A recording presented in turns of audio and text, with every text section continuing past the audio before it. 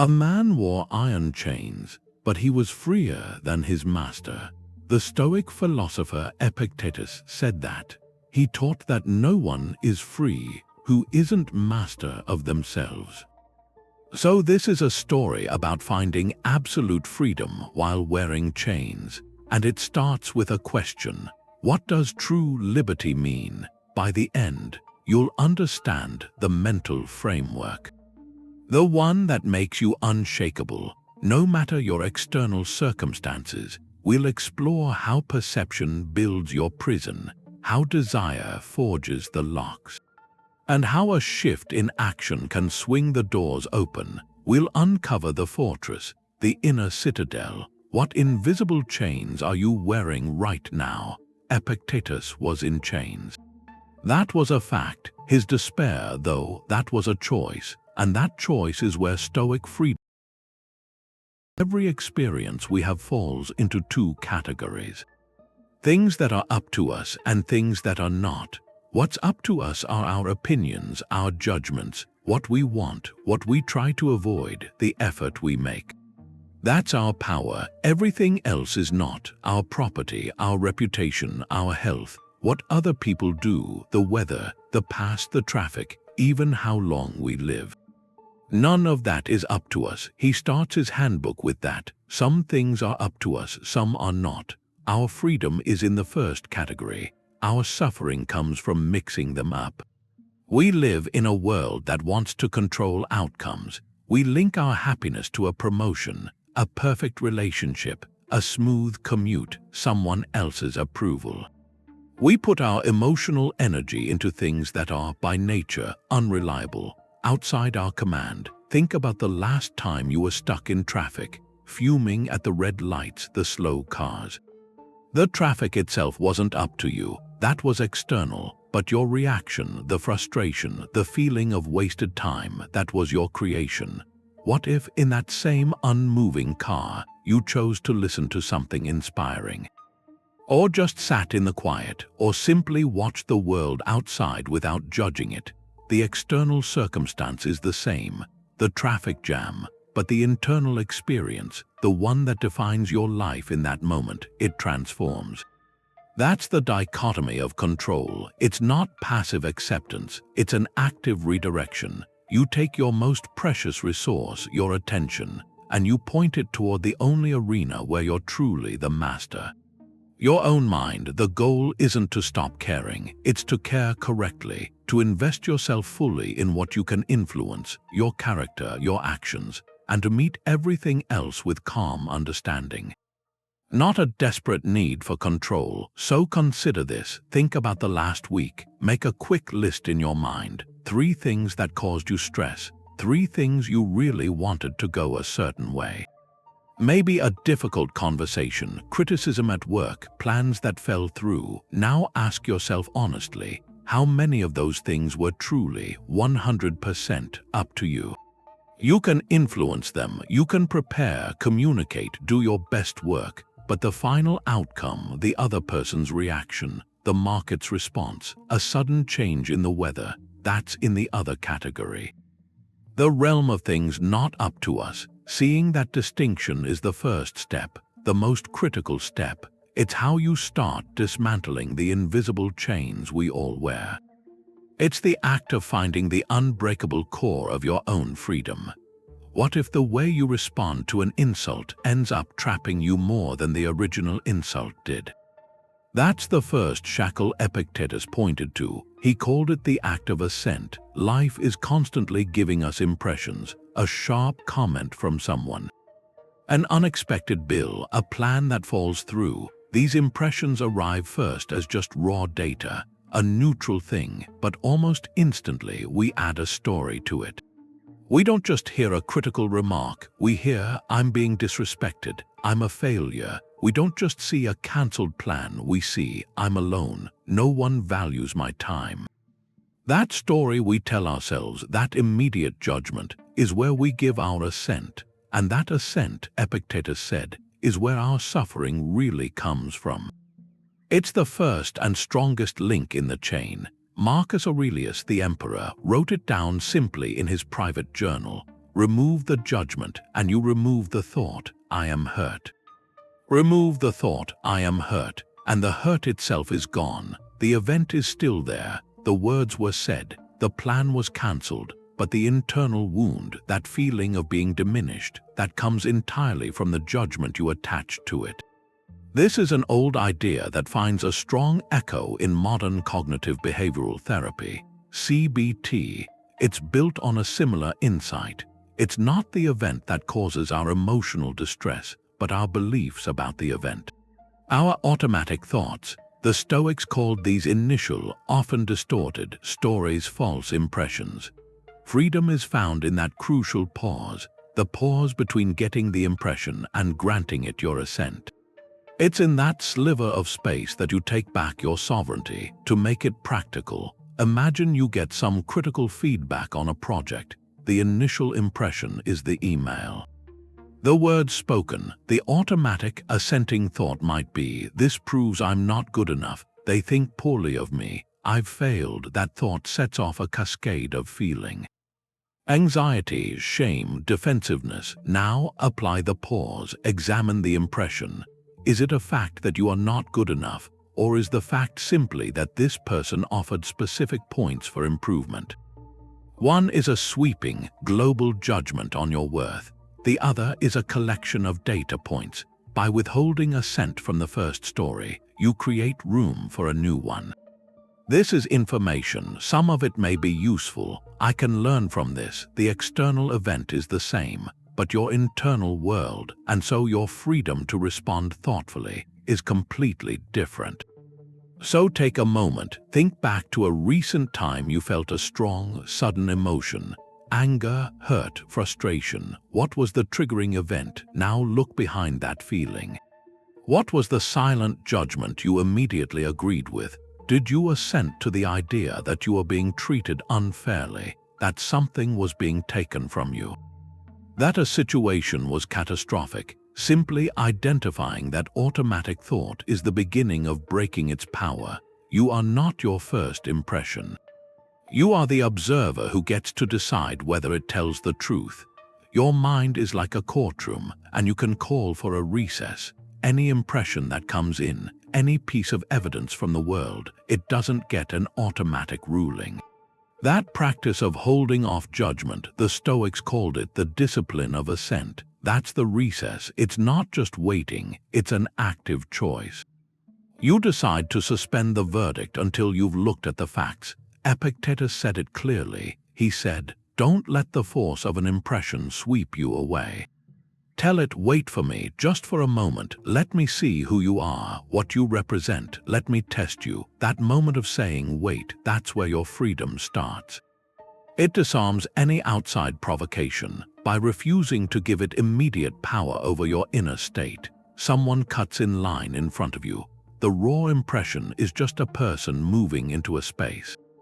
The automatic judgment, the one you assent to, is that this is an insult, a personal slight, a violation of fairness. That judgment feels true, and it triggers a flush of anger, a tightness in the chest. But if you've cultivated the pause, you call for that recess. You examine the impression. Is it a fact this person meant to disrespect you personally? Could they be distracted, in a hurry? Maybe they didn't see you. Is your goal to stand in this exact spot, or is it to finish your task and move on with your day? The pause lets the heat of the reaction fade. It makes room for a rational choice. You might still choose to say something, but now it comes from a place of calm assertion, not reactive anger. Or you might choose to let it go completely, saving your energy for things that actually matter. The event is the same. Your experience of it is transformed. Because you didn't let the first impression write the story. This discipline turns you from a reactor into an author. Practice it the very next time you feel that sudden surge. The flash of anxiety when an unexpected email comes in. The spike of frustration when a household chore is left undone. In that instant, create the space. Breathe and ask yourself, what is the bare fact here, separate from the story I'm tempted to believe? That simple question is the key. It begins to unlock a chain you might not have even seen. Epictetus had this idea about the self. Your true self isn't your body. It isn't your status or the things you own. He gave that core a name, prohairesis. It's a Greek word. It means our faculty of choice, our moral purpose, the center where we give or withhold our assent. He saw that as the only thing that's truly ours. In his discourses, he draws a line. You are not your hand. You are not your foot. Those are just instruments. They're given to you for a time. They can be taken. They can be bound. They can grow ill. You are the one who uses the hand. You are the faculty that decides what the hand will do. That faculty is prohairesis. It's your capacity for judgment, for desire, for aversion. It's the ruler inside, and no external force can touch it. No tyrant, no chain, no loss of property. Not unless you hand it over voluntarily. That's the ultimate redefinition of the prison. The prison isn't the physical cell. The prison is believing you are the cell. It's confusing your true self, your prohairesis, with the temporary things it uses. Your body is a vessel. Your reputation is a whisper in other people's minds. Your bank account is a tool. These things belong to the category of what's not up to us. They're on loan. They can be broken or taken, but your ability to choose how you relate to them, that's permanent. That's yours. History has examples. Nelson Mandela, imprisoned for 27 years. The external circumstances were brutally limiting. His body was confined. His movements were controlled. Yet, in that confinement, he cultivated an unshakable purpose. He studied, he debated, he forged connections. He refused to let his captors define his inner world. His prohairesis, his moral character, remained intact. It was arguably forged into something stronger. He did not become the prison. He used the prison. In a more everyday sense, consider someone with a chronic illness. It limits their physical capacity. The body, the external instrument, isn't fully under their command. There's pain, there's fatigue, but their prohairesis, their faculty of choice, remains. They choose their attitude toward each day. They choose what meaning to find in their struggle. They choose to be kind, to be curious, to find joy in small moments. Their illness is a fact. Their character in response to that illness is their sovereign domain. So the reflective prompt gets to the heart of Stoic freedom. What part of you remains untouched when everything external is stripped away? Strip away your job title. Strip away your social media followers. Strip away your car, your home, even the health of your body. Who is left? What remains is your prohairesis, your ability to choose your judgment. That's the unchainable self, and recognizing that is the moment you step outside the walls you thought contained you. That unchainable self needs somewhere to stand. You build a kind of fortress inside your own mind, not to hide from the world, but to engage with it from a place that's clear and calm and on your own terms. The Stoics had a name for this. They called it the inner citadel. It's not built from stone or even willpower. It's something more durable than that. You build it brick by aligning your will with virtue, with what's good and right and in harmony with nature. That's where your moral purpose lies. Your prohairesis, Marcus Aurelius wrote about this constantly. He was running an empire from a war tent, and he kept writing about returning to this inner fortress. He said people look for retreats in the country or by the sea or in the hills, but that's unphilosophical. You can retreat into yourself at any time. Nowhere is more peaceful or more free from trouble than your own soul. He wasn't talking about escapism. He meant a state of being so centered that external chaos can't get in. The walls of this citadel are four virtues: wisdom, to see the world as it truly is, not as you fear it or wish it would be; courage, to act rightly even when it's difficult; justice, to treat every person fairly and to see your connection to everyone else; and temperance, to command your own impulses and desires. Every time you choose one of these virtues over an easier path, you lay another brick. Every time you pause before agreeing to a harsh judgment, that's fortification. This is how you find meaning in adversity. the hardship itself isn't good. But your chance to practice courage inside it, to show justice even when you're wronged, to apply wisdom to confusion, that's where the meaning is. The difficulty becomes the raw material for your walls. Think of a modern scenario. You work somewhere where cutting corners is normal, where gossip is the office currency, where there's constant pressure to compromise your honesty for a short-term gain. That external circumstance, that corrupt environment, isn't up to you. You can't change the culture overnight, but your inner citadel is yours to maintain. You fortify it with justice. You do your work with integrity, even if nobody notices. You fortify it with courage. You refuse to join in the gossip, even if it makes you seem aloof. You fortify it with temperance. You manage your frustration not by lashing out, but by putting it into your work, and you fortify it with wisdom. You understand that your character is your ultimate career asset. More than any promotion or bonus, you aren't defined by the environment. You're defined by your principled action inside it. That's the active construction of freedom. So here's a prompt to make it personal. Can you define your own core moral purpose in one clear sentence? Not a list of goals, a statement of principle.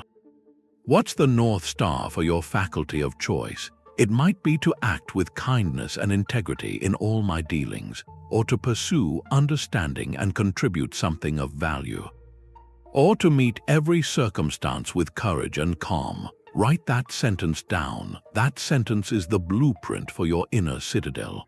It's the standard you measure every impression against, every assent, every action.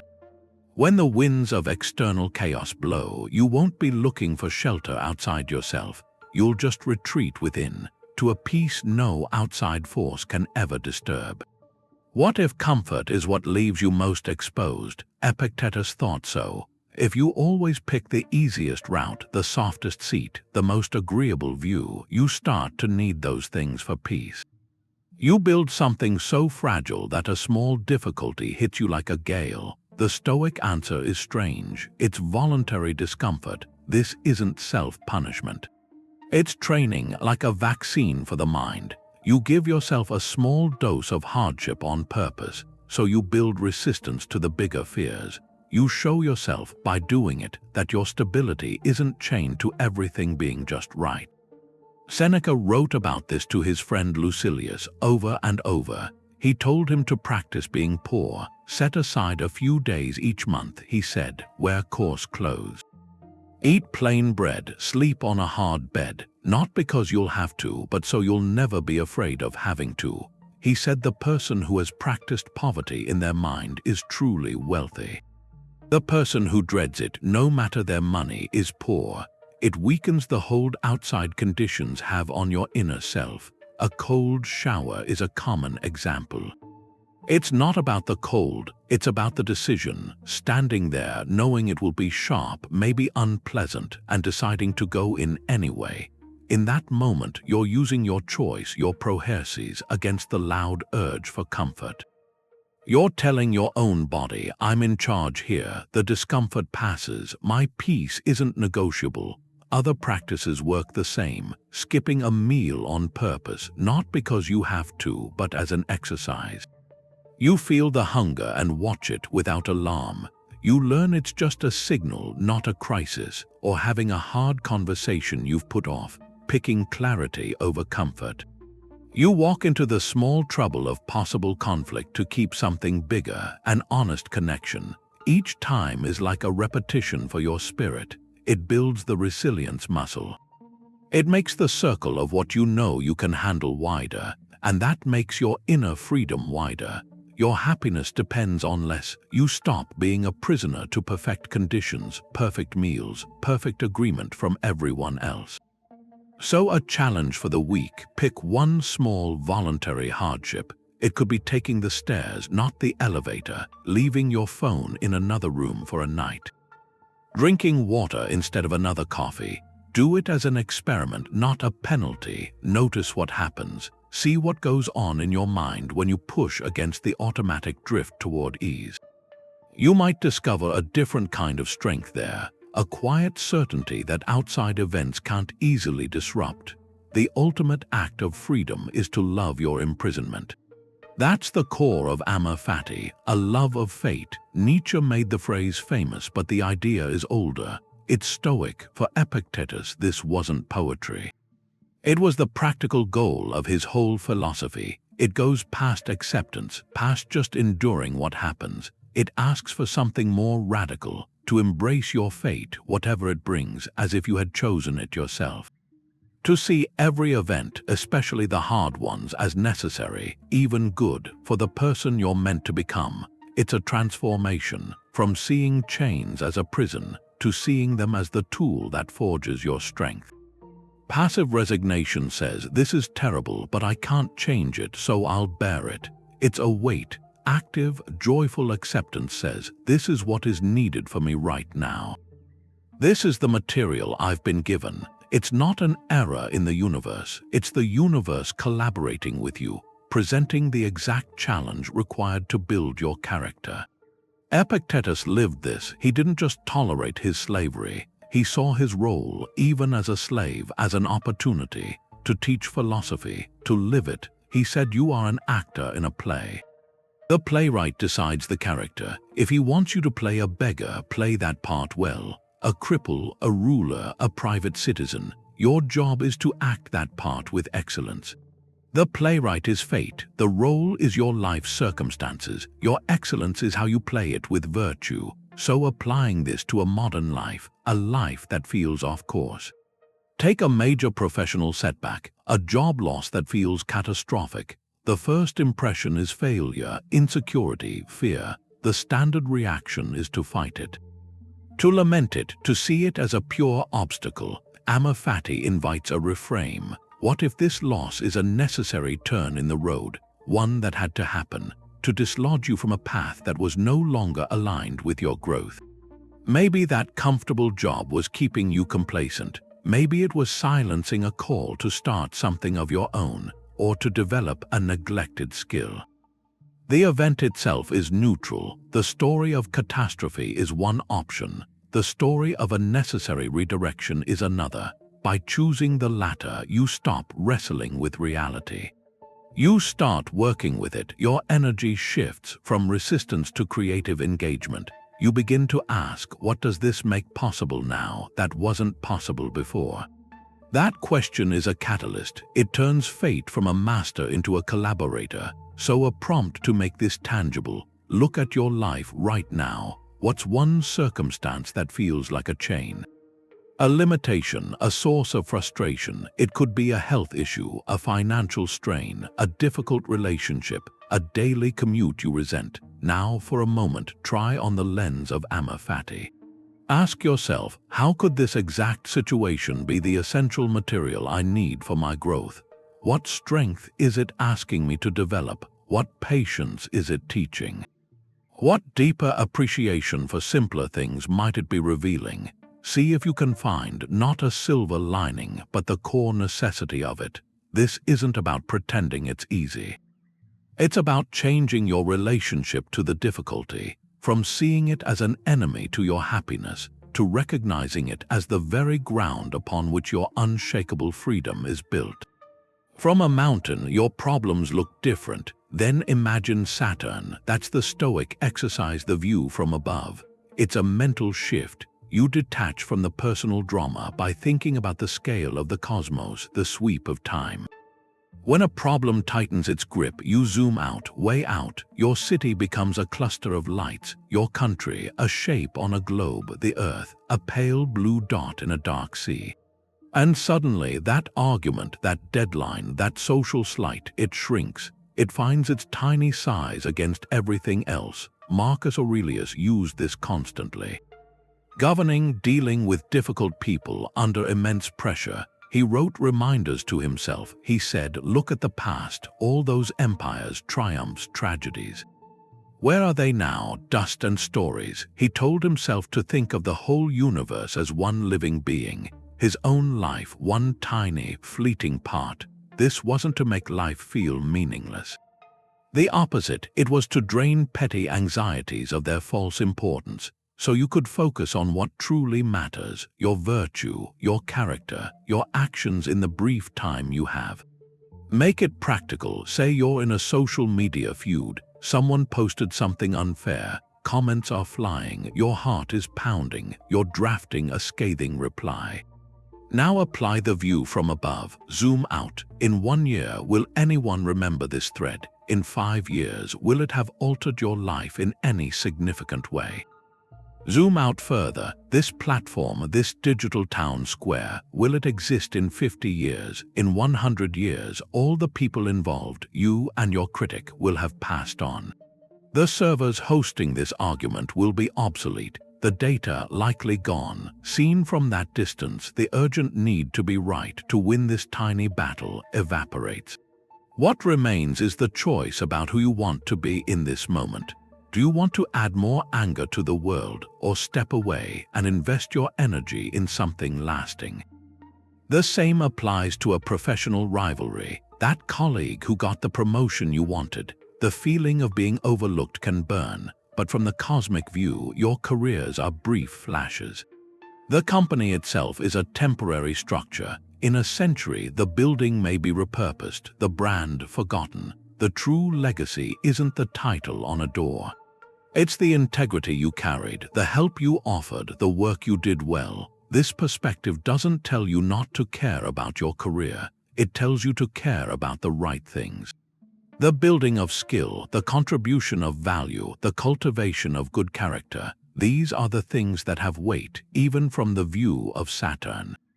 So here's a simple exercise. Sometime today, find 5 quiet minutes. Sit comfortably, close your eyes if you wish. Think about your current biggest worry. The thing that feels so large and immediate, then begin to pull back. Picture your life from the perspective of 1 year from now. How does that worry look? Then from the perspective of 10 years, then 50. Finally, imagine someone looking back on your life from 100 years in the future. They see the full arc. The joys, the struggles, the quiet moments. From that vantage point, what do you think they would say was most important about the way you lived? What would they say truly mattered? That distance holds a profound kind of clarity. It shows you what is chain and what is freedom, and it reminds you that you get to choose which one you wear. The less you want, the more free you are. It sounds backwards, but for Epictetus, that was the exact way to be liberated. He called it the discipline of desire. It's wanting only what's truly yours to control. Everything else, you just prefer it. That's the real shift. You stop demanding the world be a certain way and start wanting what the world can actually give you, which is your own action, your own virtue. The frustration you feel, it's not from not getting what you want. It's from wanting what isn't yours to command. Epictetus said we have to line up our desires with nature. And for a person, nature is to live by reason and virtue, to act with courage, justice, wisdom, self-control. Those things are always completely within your power. So you want them completely. You pour your energy into wanting to be courageous when it's hard. You want to be just when you're treated unfairly. You want to respond with wisdom to confusion. Those desires can never be blocked by anything outside you. They make you invincible. The key is the difference between a natural preference and a clinging, demanding desire.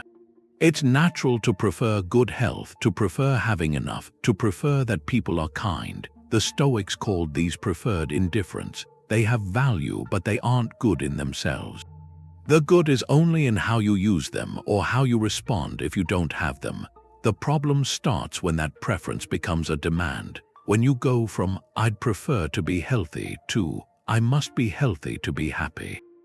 Or from, I'd prefer a peaceful relationship, to, this person must agree with me for me to be at peace.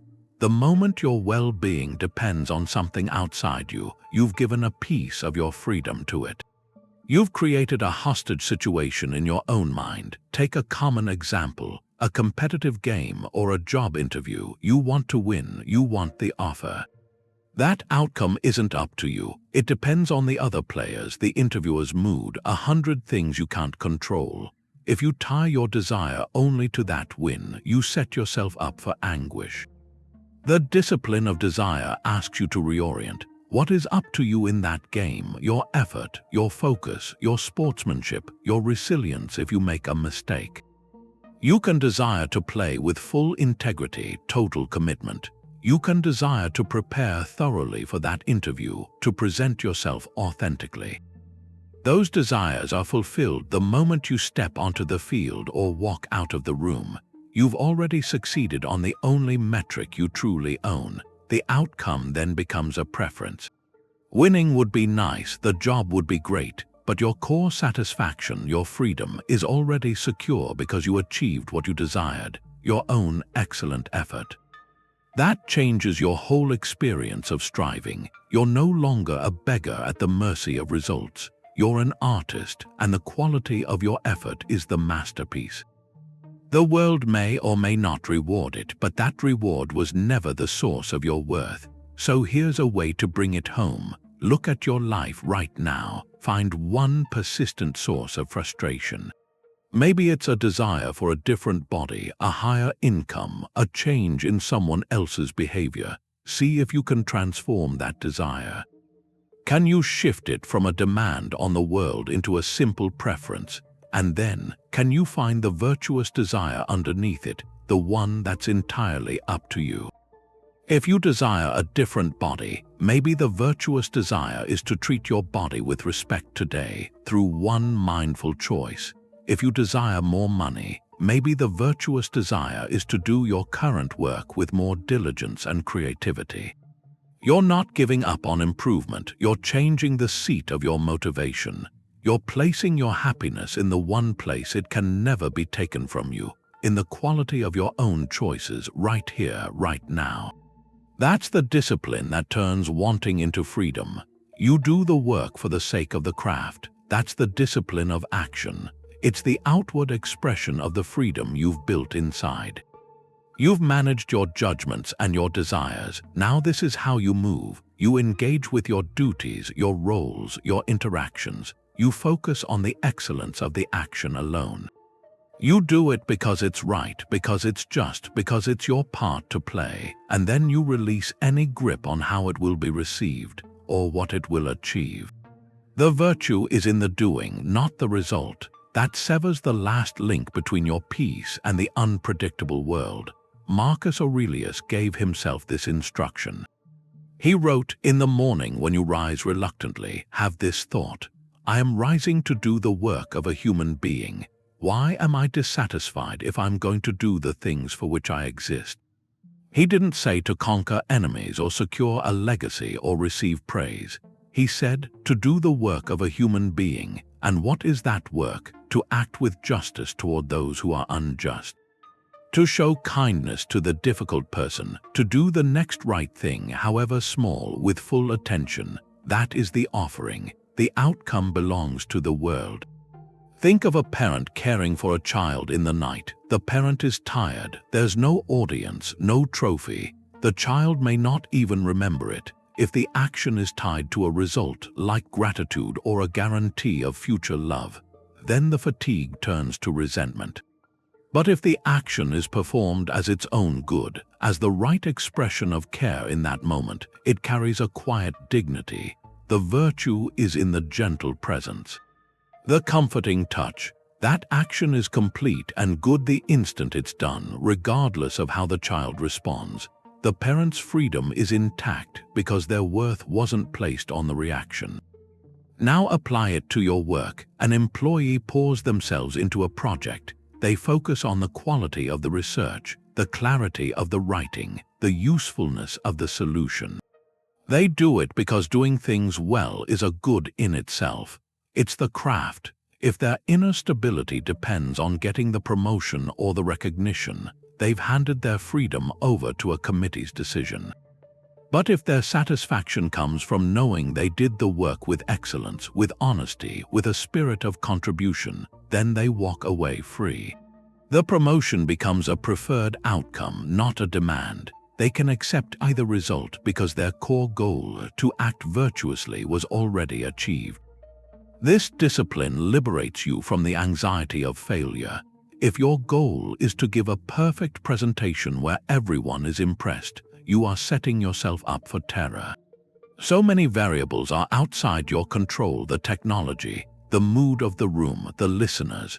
But if your goal is to prepare thoroughly, to speak clearly and honestly, to serve the audience with the information they need, then you can step into that room with calm. You have already succeeded by your own measure. The applause or the lack of it is just data. It doesn't define the worth of your effort. So here's a simple prompt. What is one task you can do today, focusing solely on the virtue of the action itself? It might be writing an email with patience and clarity, not with an eye toward how it will make you look. It could be listening fully to someone without planning your reply. It could be cleaning a space, not as a chore, but as an act of creating order and care. Do it as an artist would for the integrity of the stroke. Notice how it changes your relationship to the work. The chain of expecting a certain result falls away. And in that space, you find a different kind of motion, unburdened, purposeful, and truly free. Life gives you a script. You don't get to pick the play. But you have total control over how you perform it. That's the theatrical idea behind Stoic freedom. Epictetus put it this way: remember, you're an actor in a play. The playwright chooses the character. If he wants you to play a beggar, then act that beggar well. If it's a cripple or a ruler or just an ordinary person. Your job is to act the part you're given well. Choosing the part, that's someone else's job. The playwright is fate, or the circumstances you're born into, your time in history, your health, your family. Those are the givens, the lines you're handed. Your freedom isn't in rewriting the script, it's in the brilliance you bring to delivering those lines. Epictetus lived this. His first major role was as a slave, a body owned by another man. He could have spent his whole life in bitter resistance to that fact. No one would have blamed him, but he chose to play the part with a deep dignity. He used his position to observe people, to study philosophy under a great teacher, to cultivate an inner life no master could ever touch. Later, when he was granted his freedom, his role changed. He became a teacher, and he played that part with the same wholeheartedness, guiding others toward their own freedom. In both roles, his core purpose to live with virtue stayed the same. The costume was different, the stage had shifted, but the quality of his performance was his to command. Resisting your assigned role just creates a lifetime of internal conflict. It's like an actor storming off stage because they wanted to play the king, not the servant. The play goes on without them, and all they get is their own frustration. Embracing your role, though, that unlocks a deep sense of purpose. It asks, given these circumstances, how can I act with excellence? How can I play this part, however humble or hard, in a way that lines up with wisdom, courage, justice, self-control? Look at modern roles. You might be a student, buried in work that feels disconnected from your dreams. Resisting that role looks like procrastination, resentment, doing the bare minimum. Embracing it means playing the student with excellence. Your virtue is in your diligence, your curiosity, your integrity in the work. The degree is a possible outcome, but the character you build through dedicated study, that's the real reward. You might be a caregiver for an aging parent. That role can feel exhausting, isolating, unfair. Resisting it fills your days with a silent bitterness. Embracing it means playing the caregiver with compassion and presence. Your virtue is in the gentle patience, the small acts of kindness, managing your own fatigue with some grace. The situation may not change, but your experience of it transforms because you're acting from a place of purpose, not victimhood. You're an employee in a large, impersonal organization. The role can feel like a cog in a machine. Resisting it means doing just enough not to get fired, complaining about leadership, watching the clock. Embracing it means playing the part of a contributor with excellence. Your virtue is in the quality of your work, your helpfulness to colleagues, your professionalism even when no one's watching. You align your actions with justice and diligence. You make your corner of the machine humane, effective. So here's a thing to consider. Pause for a moment. Define your current primary role, not your job title, but the essential part you're playing in this season of your life. Is it a parent, a mentor, a creator? A healer, a learner? Now ask yourself, how can I play this role more virtuously tomorrow? What would excellence look like in one small, specific action? Maybe it's listening without distraction, starting a difficult task with full focus, offering help without being asked, speaking with kindness when you're tired. Your script is fixed, but your performance, that's where your freedom makes its grand, unchainable entrance. The chain wasn't a prison for Epictetus, it was his gymnasium. That's the radical reframe, the Stoic turning test. You take whatever stands in your path, whatever seems to block you, and you turn it into the tool for your training. You don't just endure the obstacle, you use it, you make it the weight that strengthens your inner resilience. This is where theory becomes practice, where philosophy becomes a kind of alchemy, transforming leaden difficulties into golden character. The impediment to action, as Marcus Aurelius wrote, advances the action. What stands in the way becomes the way. He didn't say this as a slogan. He meant it as a precise psychological operation. A difficult person in your life isn't just a source of irritation. They are a sparring partner for your patience. They give you endless repetitions, the discipline of not reacting, learning to respond with calm rather than contempt. Financial strain isn't just anxiety. It's a rigorous course in temperance. It teaches you to distinguish needs from wants, to find creativity within limits, to build a sense of security that comes from your own resourcefulness, not from a bank statement. Even illness, while deeply challenging, can become a trainer for courage. It asks you to face uncertainty with grace, to value the present moment with a new intensity, to practice acceptance of what you cannot change while fiercely tending to what you can. Your attitude, your kindness to those who care for you, your search for meaning in the midst of hardship, the obstacle presents the exact curriculum you need. Think of a modern obstacle, the tedious daily commute. You sit in traffic or on a crowded train and time feels stolen. The standard reaction is resentment. You white-knuckle the steering wheel or scroll mindlessly, counting the minutes until you're free. Now apply the turning test. This commute is your daily gym session for mindfulness. Instead of fighting the reality of the delay, you accept it as your training ground. You can use the time to listen to an audiobook that expands your mind. Turning the car into a mobile classroom, you can practice observing your surroundings without judgment. Noticing details you usually miss, you can use the forced stillness to take 10 deep, deliberate breaths. Centering yourself before the day begins, the external circumstance is identical. The traffic jam remains, but you have turned it from a thief of time into a forge for patience and presence. You are no longer passively enduring an obstacle. You are actively using it. So here's a challenge. Name one current obstacle in your life. It could be a demanding project at work, a recurring disagreement with a family member, a physical limitation, or a bureaucratic hassle. Now, list 3 virtues this obstacle could help you develop if you chose to see it as training. If it's the demanding project, perhaps it trains diligence, problem solving, and resilience under pressure. If it's the difficult conversation, it might train courage to speak honestly, compassion to listen deeply, and wisdom to seek understanding over winning. Don't just list the virtues, see the obstacle itself right now as the appointed coach for those very qualities. This shift in perception is the master key. It means the world can throw nothing at you that you cannot use for your growth. Every chain, every wall, every delay becomes part of the architecture of your inner citadel. The very thing you thought was locking you in becomes the thing that sets you free. Your mind tends to live in the past or in the future, but your power, your ability to act, is only ever in the present. That mental travel, that habit, it forges some of the heaviest chains we carry.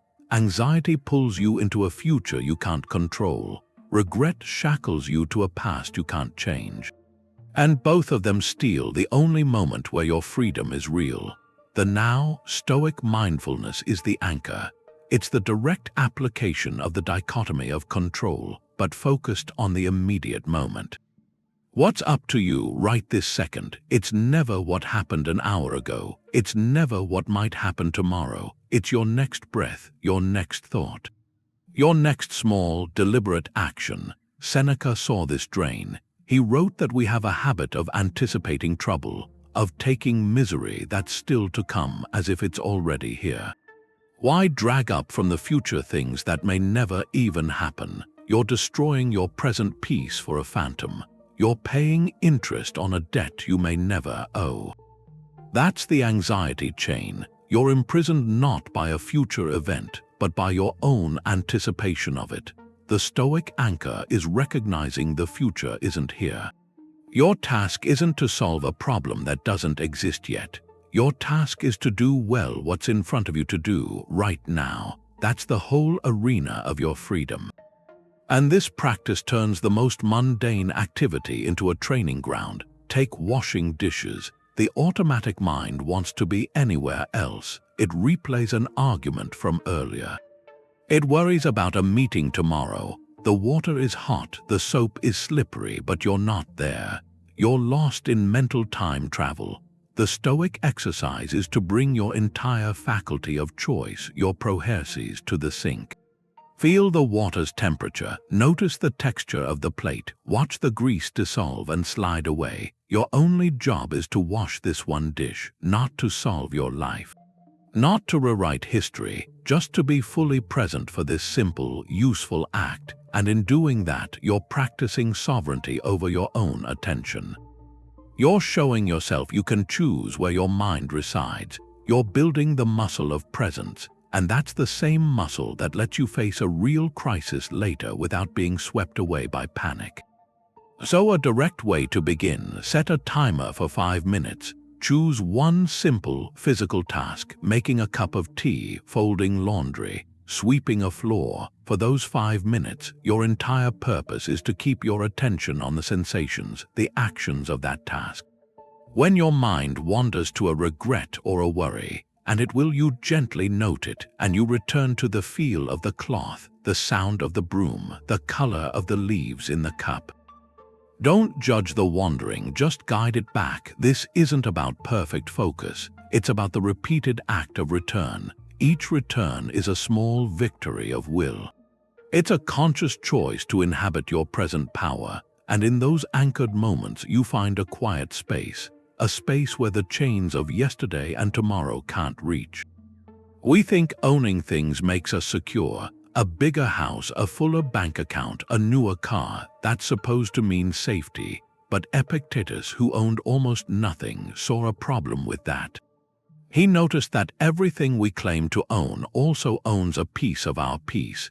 It becomes a vulnerability, something we can lose, and the fear of losing it, that fear becomes a constant tax. A quiet tax on our freedom. This isn't about saying material things are bad. It's about the difference between use and attachment. You can use a cup of water. You drink from it, it serves you, and when it's empty or broken, you let it go. Attachment is different. That's clutching the empty cup, terrified of being thirsty again. It's defining your security by whether that cup is there. Epictetus took this idea to its end. He said, for everything you care about, remember to tell yourself what it is. Start with the basic things. With every possession, remind yourself, it's mortal, it's not truly yours, it's given for now, like a fig in season or a cluster of grapes. He even applied this to his own body. He taught his students to be ready to say to a fever or an illness, you are just an impression. You are not the thing you appear to be. His freedom came from that detachment. Because he owned nothing, he feared no loss. You can't be robbed of what you never claimed to possess. That sounds extreme, but you can see a modern version of it everywhere. Think about the anxiety of debt. Someone buys a beautiful home, a status car with borrowed money. The objects are there, but so is the monthly strain. The worry about job loss, the sleepless nights over interest rates. The possessions are physically present, but they've created a kind of invisible servitude. That person's choice is narrow. They stay in a job they don't like because they need the salary for the things. Their freedom to move, to change careers, to take a risk, it all gets smaller. The asset on a balance sheet becomes a liability for their inner liberty. Then consider the other side. The person who chooses a smaller home, fewer belongings, a life with fewer monthly payments. Their security isn't stored in objects. It's in their own adaptability, their resilience. Their bank account might be smaller, but their ability to say yes to an opportunity or no to a compromise is much larger. Their freedom grows as their dependence on material security shrinks. They use things, but they are not used by them. So here's a thought. Choose one thing you prize. Your home, your car, a piece of jewelry. Now, in your mind, imagine it's just gone. Not from tragedy, but simply gone. The object is no longer there. What feelings come up? Anxiety, a sense of loss, a void. Then ask yourself, what part of you remains completely untouched? Your memories, your skills, your capacity for kindness, your sense of humor. That untouched part is your true property. That's what Epictetus spent his life cultivating. The stuff around us is on loan. Our character is our only permanent estate. And the less we mortgage that estate to the upkeep of external things, the richer we become and the freer. You can have the crowd's approval or you can have integrity. It's hard to have both. That's another chain. It's subtle, but we wear it. The want to be liked, to be praised, to avoid any criticism. It can start to dictate what you say, what you do, even what you believe. It makes you a slave to an audience you can't even see. Stoic freedom, it works on a different currency. It trades in truth. Not social validation, your speech, your expression. It becomes an extension of your inner virtue. You say what's true and necessary, not what's pleasing or safe. A free person isn't swayed by applause or by the hisses of the crowd. Epictetus had a sharp view on this. He asked, why call yourself free when you're a slave to public opinion? He said, if someone tells you a person is speaking ill of you, don't make excuses. Just answer, he must not know my other faults, or he wouldn't have mentioned only these. That's not self-deprecation. It's a kind of indifference. It says my worth isn't up for a vote. My character is my own business. The moment you tie your sense of self to other people's opinions, you hand them the remote control to your inner peace. They can turn your mood on and off with a word. That's the slavery of the mirror, constantly checking your reflection in other people's eyes. Think about two paths. A politician facing a difficult issue. The polls show one stance is popular, but their conscience, their research, points another way. The path of approval is clear. They soften the language, they shift the position, they craft a message for applause. They might win the day's headlines, but they've traded a piece of their own sovereignty for that noise. Now contrast that with a friend. You're about to make a decision they think is a mistake. The easy path is to nod along, offer vague support, stay in your good graces. The path of integrity is harder. They choose honesty. They say, I care about you, so I need to tell you what I see. The words might be difficult to hear. They risk your temporary displeasure, but they offer something greater than flattery, the respect of someone who values truth over comfort. That's free speech in the Stoic sense. Speech liberated from the fear of consequence. Your aim isn't to offend or provoke. Your aim is to align your words with wisdom and justice. Sometimes that means speaking up. Sometimes it means compassionate silence, but the choice comes from principle, not from panic about what people will think. So take a quiet moment, look back over the last month. Can you recall a time you stayed silent when you felt you should speak? Maybe in a meeting where a questionable idea was gaining steam, or in a conversation where a joke crossed a line. Or maybe you had a genuine compliment for someone but held back out of shyness. What was the chain in that moment? Was it the fear of rocking the boat? Of seeming difficult, of being wrong? Now, without judgment, consider what a virtuous expression might have looked like, not a dramatic confrontation. A simple, clear statement of your truth. I see it a little differently, or that comment didn't land well with me, or I really appreciated how you handled that. Each of those is a small act, reclaiming your voice from the tyranny of the crowd, practicing the freedom Epictetus found, not in the echo of applause, but in the quiet certainty of his own reasoned choice. You're a driver, you get a rental car, you use it to travel, to carry things, to go places, and when the trip ends or if the tire goes flat, you don't think you're broken. You're the one operating it. The car is just a tool. Epictetus took that idea and applied it to being human. Your body is the rental car. Your true self is the driver. That's his concept of prohairesis, that faculty of choice. It's the decision to identify with your rational core, not with the physical form that holds it. That separation is what gives you a freedom no physical condition can take away. Pain is felt by the body. It's a signal in the nerves, but suffering, the anguish, the why me, the feeling of being diminished, that's a choice the mind makes. It's the driver panicking because the rental car has a warning light, thinking the journey is over. Epictetus lived this. He was lame, maybe from an injury when he was enslaved. And when someone insulted him about his disability, he said a man's worth isn't in his foot, but in his choices, his character. The lameness was a fact about the vehicle. It said nothing about the driver's skill or destination or purpose. That perspective changes how you meet any physical limit, an illness, a permanent condition. The body has its own nature. It ages, it gets sick, it feels tired. These aren't moral failures, they're just the mechanics of the temporary lodging. Our job isn't to rage against the mechanics. It's to focus on the quality of the journey we're making with the tools we have. History is full of drivers who navigated with extraordinary vehicles. Stephen Hawking's body was immobilized, but his mind explored the cosmos. Frida Kahlo turned chronic pain into vibrant art. Bethany Hamilton returned to champion surfing after losing an arm. In each case, the physical instrument was limited, but the driver, the will, the character remained sovereign. They didn't become their condition. They used it, even loved it in a way, as the specific vehicle for their journey. So here's a question.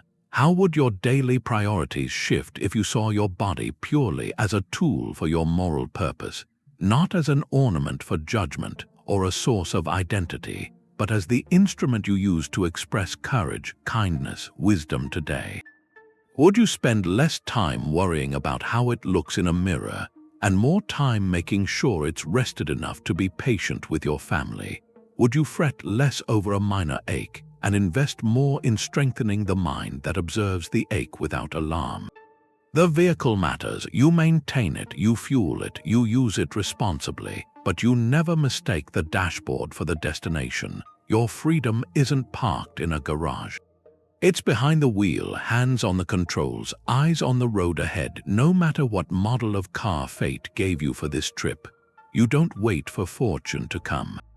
You invite it in your imagination. That's the Stoic exercise, Premeditatio Malorum, the premeditation of evils. It sounds dark, but it's a tool, a vaccine for the mind. You don't do it to dwell, you do it to inoculate yourself against the shock of misfortune.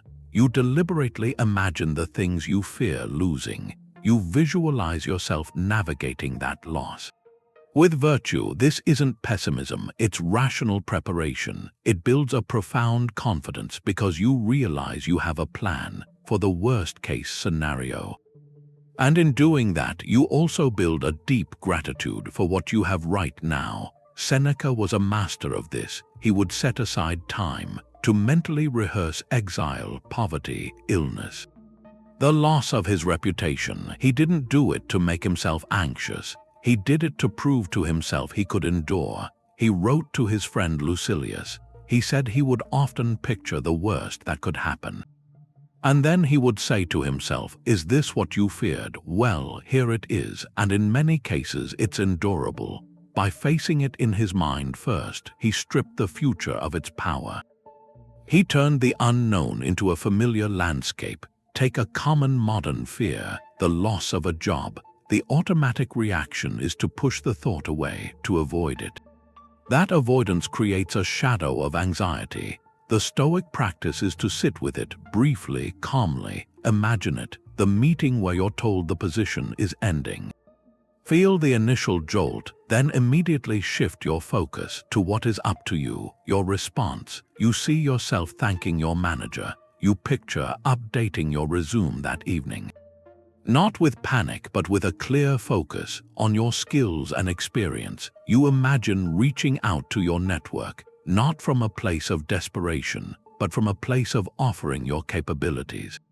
You visualize using the sudden free time to learn a new skill, to help at home, to reassess your true career desires. The event itself is the external blow. Your rehearsed response is your inner fortress. You've already walked through the fire in your mind, and you know the path. Now apply this to a more sensitive possibility.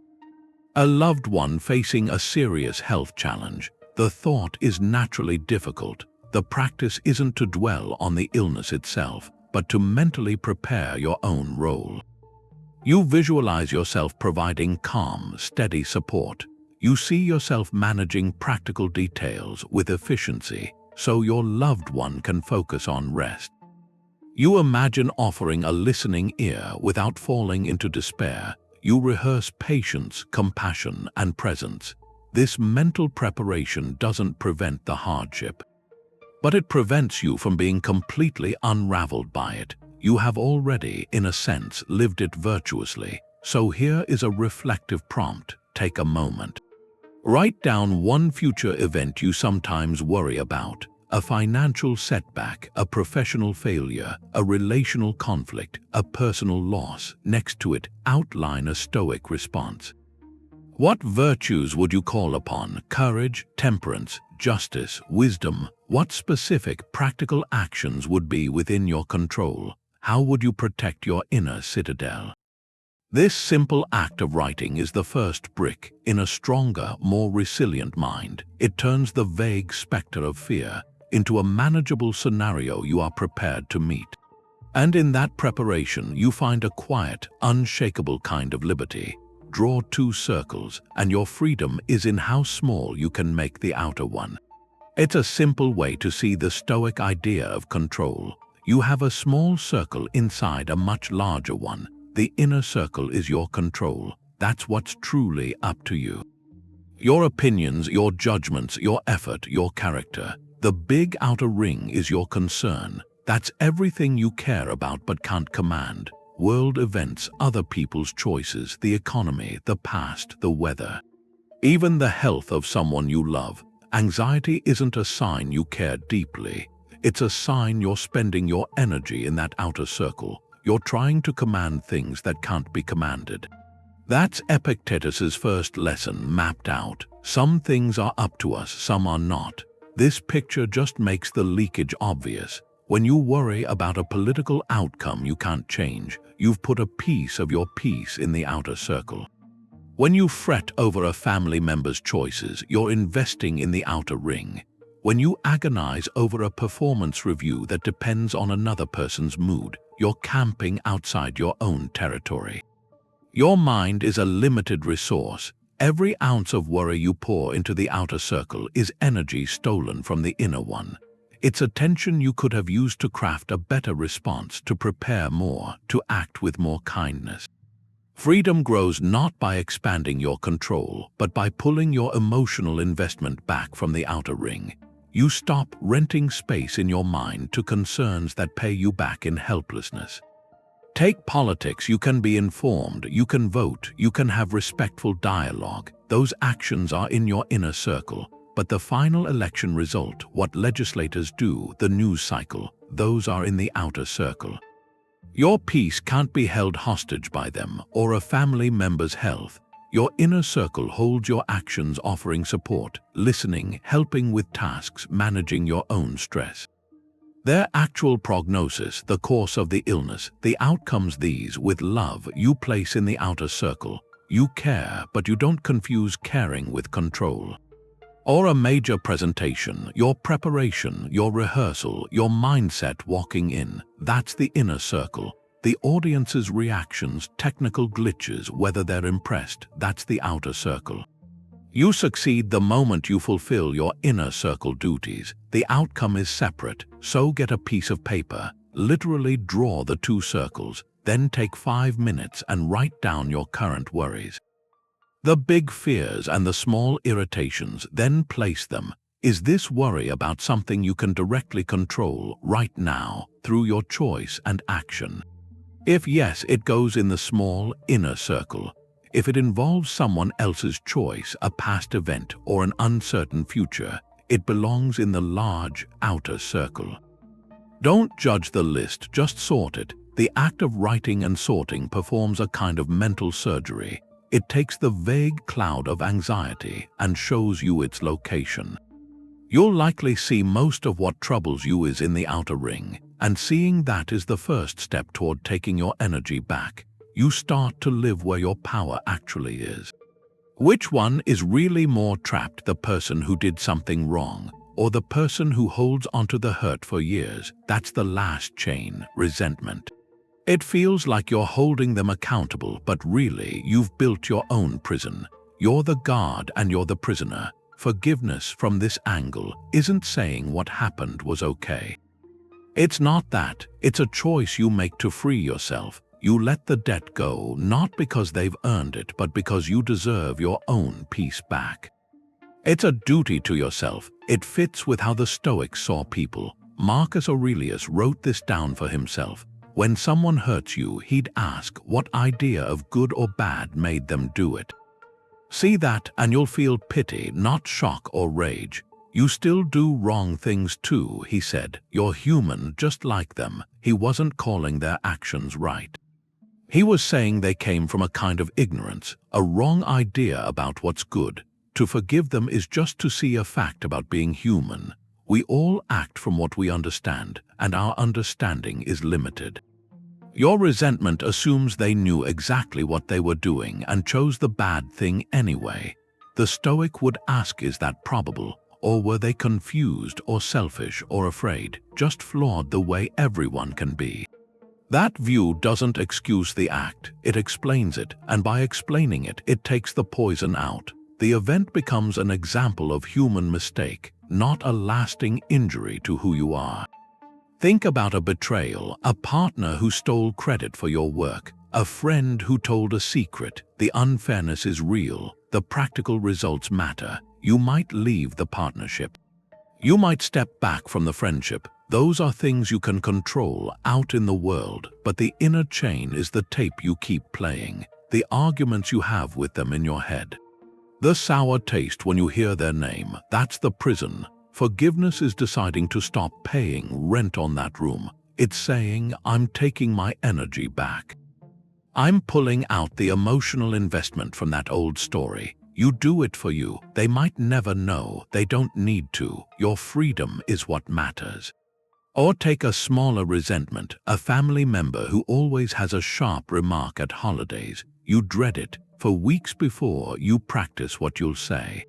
Your body gets tight just thinking about it. Who's carrying the weight? You are. They probably don't think about it between times. Your resentment has you doing their emotional work for them all year long. Stoic forgiveness here could be a mental preparation. Before you go, you remind yourself, this person acts from their own habits, their own worries. Their comment is about them, not about me. You decide your inner space isn't open to their jabs. You might even plan a calm reply, or just choose not to react. You go to the gathering not as a fight, but as someone watching human nature. You keep your peace by not taking the bait. The chain of reaction drops, so here's something to sit with. Find one resentment you're still holding. It doesn't have to be huge. It could be toward an old coworker, an ex, a parent, even a company. Now ask with clear eyes, what's the cost of carrying this? Not back then, but now. What room does it take up in your mind? What energy does it use that could go toward your creativity, your current relationships, your quiet moments? You're not being asked to forget what happened or to make up. You're being asked to look at an emotional investment that's only paying out poison, and to wonder what it might feel like if you chose, quietly and just for yourself, to close that account. You have a narrator in your head. Is it a tyrant or is it a wise counselor? This voice, this constant commentary, it's the most intimate kingdom you'll ever rule. The tone of it, the content, it sets the climate for your whole inner world. And mastering that self-talk, for Epictetus, that's the essence of self-rule. It's your final frontier of freedom. His teachings aren't abstract rules. They're a practical manual for that inner dialogue, a guide for challenging thoughts, the ones that lead to despair before they ever take root. He gave us an ultimate question for this, a simple mantra to interrupt a mind that's spiraling. Is this something within my control? That single question, directed inward, it can dismantle a panic attack. It can diffuse a rage. It can turn a moment of crushing self-pity into a moment of clear, sober choice. When the internal narrator says, "This is a disaster," you pause. You ask the Epictetus question, is the event itself within my control? Often it's not, but your next thought, your next judgment, your next breath, those are. So you correct the narration gently. This is not a disaster, it is a situation, and within this situation I have an opportunity to practice patience.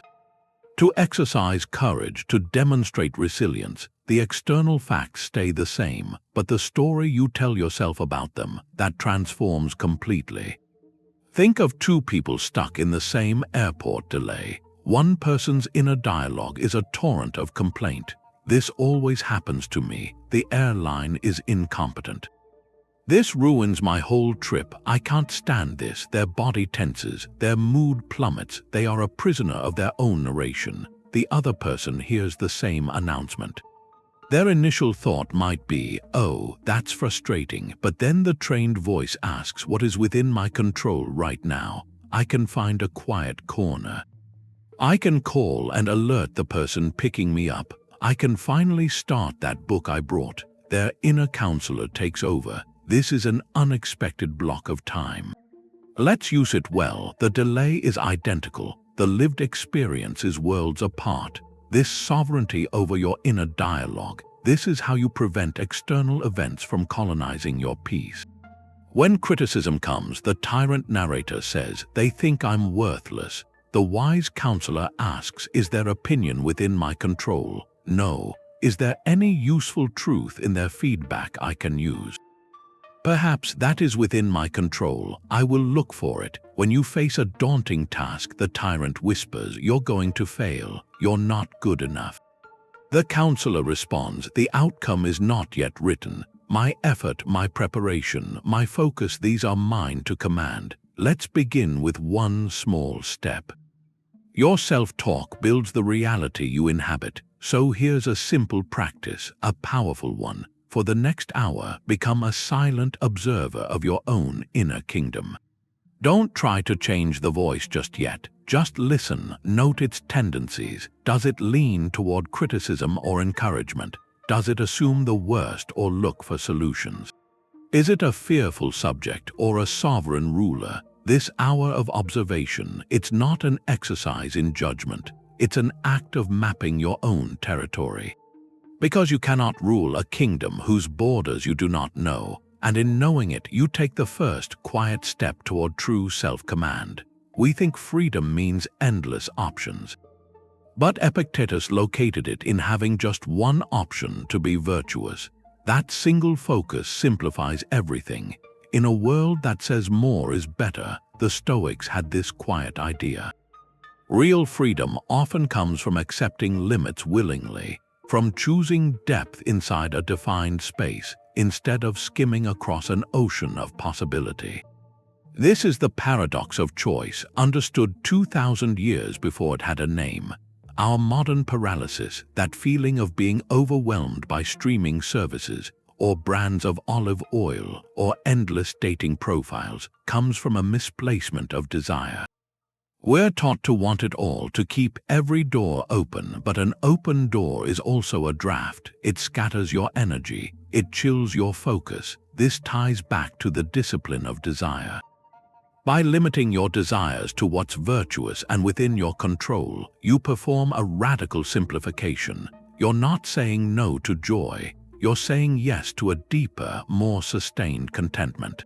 You cut out the exhausting tax of decision fatigue, where every small choice drains the mental reserves you need for what matters. Seneca saw this. He wrote about the peaceful simplicity of the philosophical life against the frantic hustle of people chasing external validation. He observed that the man who needs least is closest to the gods. His freedom wasn't in a full calendar or a crowded house, but in an uncluttered mind. A purpose that didn't require shopping for the next thing. You can see this principle in modern applications. Take the freedom of a strict creative routine. An author who writes from 5 to 7 every morning without fail. They've eliminated the daily debate of whether to write or when. That limit on choice frees their creative energy to go straight into the work. Or a minimalist wardrobe, choosing a uniform of simple pieces. It removes the morning standoff with the closet. It frees up mental space for more meaningful decisions. Even in relationships, there's a profound freedom in commitment. In choosing to deepen one connection, you're freed from the exhausting, perpetual evaluation of whether someone better is out there. You trade the anxiety of endless searching for the security of building something real. This week, try a small experiment in intentional limitation. Pick one area where choice feels overwhelming. It could be your diet. Commit to eating the same simple breakfast every day for a week. Notice if the mental space it creates feels like a loss or a liberation. It could be your media. Choose one source for news or 1 hour for social media and stick to it. Observe the quiet that settles in when you're not constantly tugged by updates. The goal isn't austerity for its own sake. It's to experience how a voluntary boundary can expand your inner territory. By narrowing the field of your desires to what's essential, you might find the wide open space of a truly free mind. His chains didn't silence him, they became his microphone. That's the final turn in the Stoic journey. Epictetus took what was meant to break him, and he used it to build a bridge. His suffering wasn't a dead end, it was raw material. He transformed his own constraint into a kind of universal wisdom. He gave his pain a purpose far greater than himself. That's freedom in its most active form. It's not just finding peace inside your own walls. It's using the stones from those walls to build a shelter for someone else. His teachings, the discourses we read, they aren't abstract theories. They're transcripts from a mind that learned sovereignty while wearing iron. Every lesson on enduring insult, on facing loss, on managing desire, it was all tested in the forge of his own life. He didn't just talk about freedom, he demonstrated it. He refused to let his past define him as a victim. He defined himself as a guide. Serving others from hard-won wisdom is a supreme act of liberty. You stop being a passive container for your hardship. You become an active agent. You turn that hardship into a tool for connection, for healing. You stop asking, why did this happen to me? You start asking, how can what happened to me help someone else? That reframe takes the sting out. It doesn't erase the difficulty, but it gives it a meaning that transcends the personal. It turns a private wound into a public good. Think of modern parallels, someone who navigates recovery from addiction. They could keep that journey private, a closed chapter, but when they choose to mentor someone else who's struggling, they perform this stoic turn. Their past struggle is no longer just shame or a badge of survival. It becomes a map, a source of empathy, a practical guide with real landmarks and pitfalls. Their service gives their entire difficult history a new meaning. A redemptive meaning, or consider a person who lives through profound loss. The grief never fully leaves, but it changes shape. When they create a support group, or become the friend who knows how to sit in silence with another grieving person, they are using their pain as a lantern. They're saying, I have been in this dark place, and I can hold a light for you now. Their loss becomes a connection point, not just an absence. Even professional failure can be repurposed. The entrepreneur whose first venture collapsed, they don't hide that story. They share the lessons, the missteps in planning, the warning signs they missed with new founders. Their public failure becomes a curriculum for others. It becomes a contribution. So here's a question to sit with. Look back over your own path. What difficult experience could you reframe? Not as a ghost to be quieted, but as a source of unique strength for others. It doesn't need to be a monumental trauma. It could be a period of loneliness, a career setback, a time of financial fear, a struggle with self-doubt. What did you learn in that season that someone else might need to hear? How could sharing that insight, even in a small way, transform the story you tell yourself about that time? In answering that, you complete the circle Epictetus drew. You move from wearing chains to breaking them, to using the metal to build something that sets other people free. And in that act of service, you discover the deepest freedom, the freedom to give your story meaning. A free person at the end of the day doesn't ask what they got done. They ask where they were enslaved. That's the Stoic review. A nightly look back, not to count victories, but to see the moments you gave your freedom away. Seneca did this. He wrote about ending his day going over his actions, his words. He'd ask, what bad habit did you cure? What fault did you resist? In what part are you better? The point wasn't to criticize yourself. It was progressive liberation. You can't break a chain you don't know you're wearing. This review shows you the shackles. It turns philosophy from an idea into a daily practice. You find a few quiet minutes before sleep. Instead of scrolling, you reflect. You hold the day up against Stoic principles. You're not judging your productivity, you're evaluating your sovereignty. A simple framework helps. 3 questions. First, where did I confuse what's up to me with what is not? The dichotomy of control. Look at the day's frustrations, that traffic jam that made you late. Did you waste energy raging against the red lights, which you can't control? Or did you focus on your own calm response, which you can? That difficult email, did you agonize over their tone, which you can't control, or pour effort into your reply, which you can? This question pulls your energy back to your inner command. Second, where did my desire go astray? The discipline of desire. Did you tie your peace to a specific outcome today? Maybe you wanted a meeting to end with total agreement, and when it didn't, you felt defeated. Your desire strayed from wanting to contribute thoughtfully, which you could control, to demanding a particular reaction, which you couldn't. Or maybe you desired the comfort of procrastination over starting a hard task. Your desire clung to ease instead of diligence. Spotting this shows where you handed over your peace as a ransom. Third, and most important, did I act with virtue? The discipline of action. In your interactions, did you choose kindness when irritation was easier? Did you choose courage to speak a necessary truth? Did you choose justice by giving someone the benefit of the doubt? You look for small, specific moments. Not was I a good person, but when my coworker interrupted me, did I respond with patience or with sharpness? The answer isn't for guilt, it's for clarity. It shows where your inner citadel held strong and where a brick might need reinforcing tomorrow. Try this for 3 nights. Don't make it heavy. Keep a notebook by the bed. Write down 1 observation. Not an essay, just a line. Today, I saw my anxiety about the presentation was a desire for perfect approval. not for doing my best work. Or today, I acted with patience when my child spilled their drink and I felt the difference. Writing it down crystallizes the insight. It moves the lesson from a fleeting thought to a marked point on your map. This daily review is the maintenance of a free mind.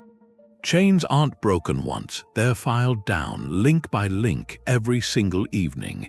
You close the day not with a score but with a quiet act of reclamation.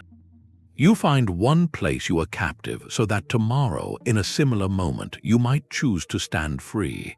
Stoicism isn't about turning into an island.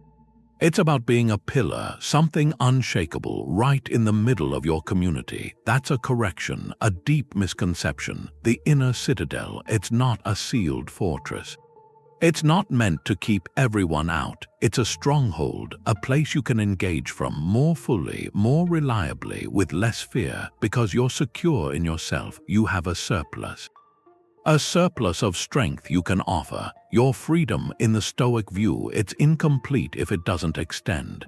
It has to extend into your relationships. It has to include the responsibility. The responsibility to act for the common good. There's a name for this idea, oikoiosis. It's the recognition that we're not isolated. We're part of a common humanity. Connected like limbs of a single body. To harm another is in a real sense to harm yourself. To help another is to strengthen the whole organism you belong to.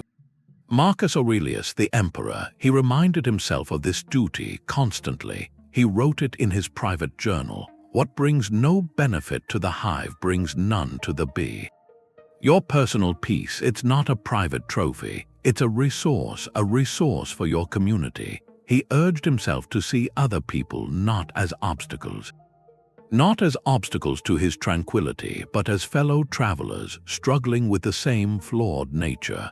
When someone acts unjustly, he practiced seeing them as acting from ignorance. And his duty was to teach them by example, not by rage. That transforms social interaction. It stops being a source of stress. It becomes a field. A field for practicing virtue. Your freedom is expressed in how you choose to show up, for others. Think about the freedom in a reliable friendship. A friend who is emotionally self-sufficient, who isn't clinging to you for validation. They're a truly free friend. They're present with you not out of need but out of choice. They can listen without making your problem about them. They can offer honest advice without fearing your disapproval. That reliability, that's a gift of Stoic freedom. Or consider being a fair boss or a team member when your sense of security isn't tied to being liked or being feared. You can make decisions based on justice, based on the good of the project. You can give clear feedback without cruelty. You can share credit easily. You're free from the petty politics that trap so many, because your worth isn't on the line, not in every meeting. Even civic engagement changes. You can participate, you can vote, volunteer, advocate, but you do it without partisan rage. Your inner peace isn't shattered if your candidate loses. Or if a policy you oppose passes. You engaged because it was the right thing to do, the just thing. The outcome, you might prefer a certain one, but it belongs to the outer circle. The outer circle of concern. You acted from your inner circle of control that liberates you. It lets you be a persistent force, a calm force for good, instead of a reactive one, an exhausted one. So here's a prompt to bring this home. Look at your web of relationships. Pick one this week, with a partner, a child, a colleague, a neighbor. Consider how you might exercise more Stoic justice there, or kindness. Justice means giving them what they are owed, your full attention when they speak. Fair judgment, the benefit of the doubt. Kindness is the warmth of action, the warmth that goes beyond mere duty. Maybe it's listening without planning your reply. Perhaps it's performing a small act of support, an unasked for act, or it could be choosing not to correct someone, choosing not to correct them when being right isn't the point. In that conscious choice, you aren't losing your freedom, you're expressing its highest form, you're using your unshakable inner strength, using it to become a source of stability. A source of stability for someone else, and in that connection, your own freedom finds its purpose, its deepest, most meaningful purpose. The Stoics were serious, but they also knew not to take yourself too seriously. It sounds like a contradiction, a philosophy built on discipline, enduring hardship, unshakable virtue. Where's the room for laughter? But that lightness, seeing the humor in the human condition, that's a real expression of the freedom they talked about. It's a form of detachment. You step back from the drama of your own life and see it from a wider angle. When you can laugh at a situation, especially one that involves you, you create a gap between the event and your identity. You're no longer fused to the problem, you're observing it, and in that observation you reclaim your sovereignty. Humor is a tool of perspective. It acknowledges the inherent absurdity in so much of what we worry about. The posturing, the social games, the frantic pursuit of things that, in the grand scheme, mean very little. It deflates the ego that wants to be right, to be respected, to be seen as important. Epictetus was a master of this. He had a famously sharp, dry wit. There's a story about a wealthy, pompous Roman who visited his simple school. The man looked around with clear disdain at the modest surroundings. Epictetus noticed this, looked the man in the eye, and said with a smile, "If you find my little house too poor for you, you are always free to leave." The remark wasn't angry or defensive. It was a playful, precise pinprick to the man's inflated sense of superiority. It exposed the pretension without a lecture. It was freedom in action. Epictetus's worth was untouched by either the man's wealth or his judgment, and he could respond with a disarming lightness that left the real lesson hanging in the air. This isn't about sarcasm or cruelty. It's a gentle, intelligent humor that comes from seeing things clearly. It's the ability to laugh at your own foibles. When you make a silly mistake in front of others, the chain reaction of shame wants to pull you into a spiral of embarrassment. The Stoic with a sense of humor might just chuckle and say, "Well, that was a graceful moment, wasn't it?" This does two things. It immediately disarms the social tension, and more importantly, it signals to your own mind that this event is not a catastrophe. It's a minor human blip. It's not worth the currency of your inner peace. Think of a practical application. Someone delivers a backhanded compliment, a classic subtle insult.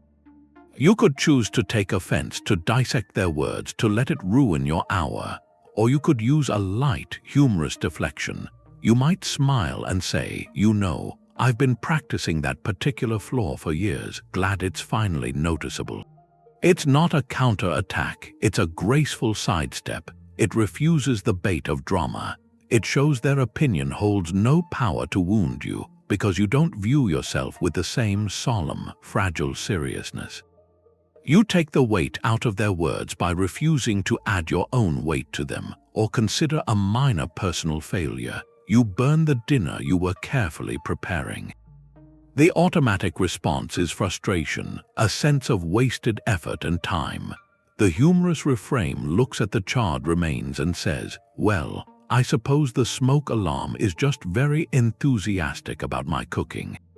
It's a mental pivot. It acknowledges the reality. The dinner is ruined, but it chooses a narrative that carries no emotional penalty. It turns a moment of annoyance into a small, private story you can even share later. This lightness is a resilience strategy. It prevents small setbacks from accumulating into a heavy burden. So here's a simple, reflective prompt. Cast your mind back over the last day or two. Find one annoyance, one friction point that bothered you. It could be as small as spilling coffee on your shirt, or getting a confusing automated phone message, or someone cutting you off in traffic.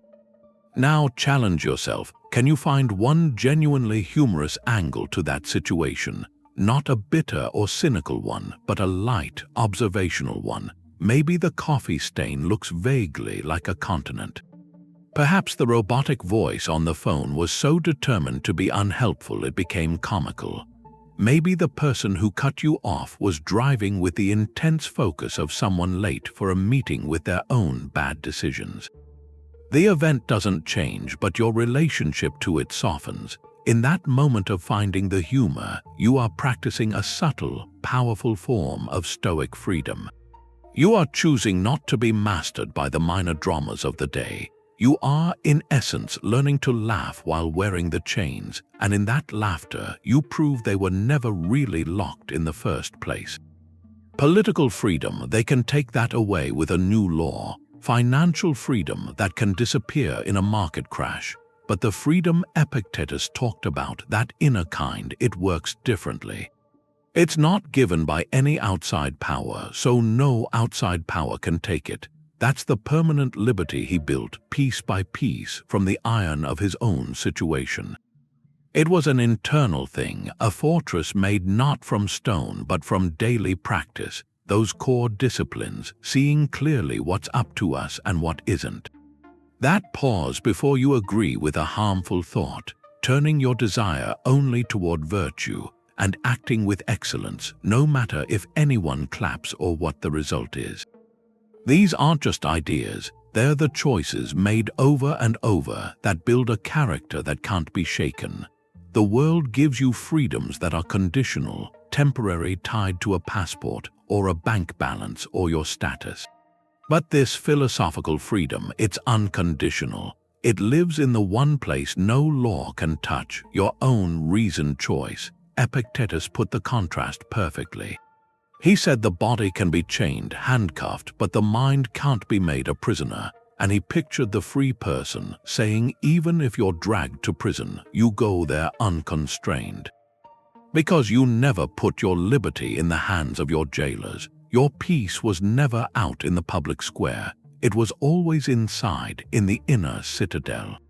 So the point, the one that changes things, is this: our heaviest chains, we usually make them ourselves. In the workshop of our own minds, they're the links of unchecked judgment, of desire aimed at the wrong things, of believing we are our body, or our reputation, or our circumstances.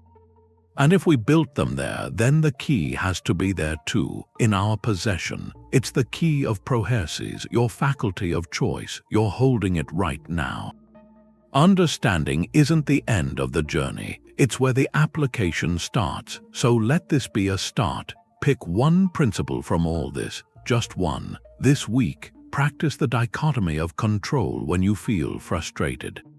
Or watch for that moment of assent before you react to criticism. Or take on a small, voluntary discomfort to build resilience. Make it concrete, make it yours. And when you do, remember, every time you use that key, you're not just handling a moment. You're continuing the work Epictetus began 2,000 years ago. You're proving that absolute freedom isn't about having no chains. It's about the strength you build while you're wearing them.